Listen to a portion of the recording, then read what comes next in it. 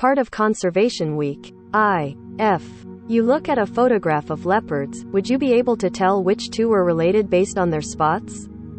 Unless you're a leopard expert, the answer is most likely not, says Tanya Berger-Wolf, director of the Translational Data Analytics Institute, TDAI, at Ohio State University. But, she says, computers can. Berger-Wolf and her team are pioneering a new field of study called imagomics. As the name suggests, imagomics uses machine learning to extract biological data from photos and videos of living organisms. Berger-Wolf and her team have recently begun collaborating with researchers studying leopards in India to compare spot patterns of moms and children using algorithms. Images have become the most abundant source of information. Images have become the most abundant source of information now, and we have the technology, too. We have computer vision machine learning, says Berger-Wolf. She compares this technology to the invention of the microscope, offering scientists a completely different way to look at wildlife. Building on TDAI's open-source platform called Wildbook, which helps wildlife researchers gather and analyze photos, the team is now focusing on generative AI approaches. These programs use existing content to generate meaningful data. In this case, they are attempting to analyze crowdsourced images to make biological traits that humans may naturally miss computable, like the curvature of a fish's fin, or a leopard's spots. The algorithms scan images of leopards publicly available online, from social media to digitized museum collections. In simple terms, the algorithms quantify the similarity, she says. The aim is to help wildlife researchers overcome a data deficiency problem and, ultimately, better protect animals at risk of extinction. Ecologists and other wildlife researchers are currently facing a data crunch. It's tedious, expensive, and time-consuming for people to spend time in the field monitoring animals. Due to these challenges, 20,054 species on the International Union for Conservation of Nature's (IUCN) Red List of Threatened Species are labeled as data deficient, meaning there's not enough information to make a proper assessment of its risk of extinction. As Berger-Wolf sums it up, biologists are making decisions without having good data on what we're losing and how fast.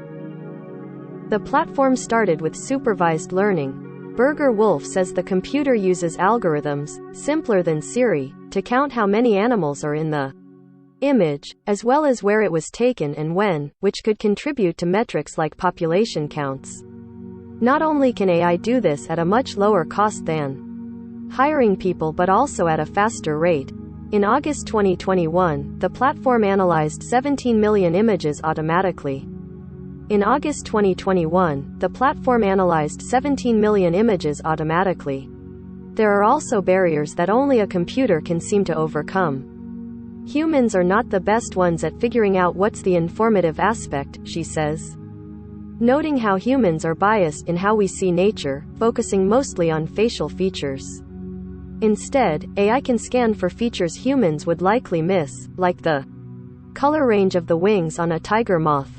A March 2022 study found that the human eye couldn't tell male polymorphic wood tiger moth genotypes apart, but moth vision models with ultraviolet light sensitivity could. That's where all the true innovation in all of this is, Berger-Wolf says. The team is implementing algorithms that create pixel values of patterned animals, like leopards, zebras, and whale sharks, and analyze those hotspots where the pixel values change most. It's like comparing fingerprints. Having these fingerprints means researchers can track animals non-invasively and without GPS collars, count them to estimate population sizes, understand migration patterns, and, as Berger-Wolf points out, population size is the most basic metric of a species' well-being. The platform scanned 11,000 images of whale sharks to create hot spots and help researchers identify individual whale sharks and track their movement, which led to updated information about their population size. This new data pushed the IUCN to change the conservation status of the whale shark from vulnerable to endangered in 2016. There are also algorithms using facial recognition for primates and cats, shown to be about 90% accurate, compared to humans being about 42%. Generative AI is still a burgeoning field when it comes to wildlife conservation, but Burger Wolf is hopeful.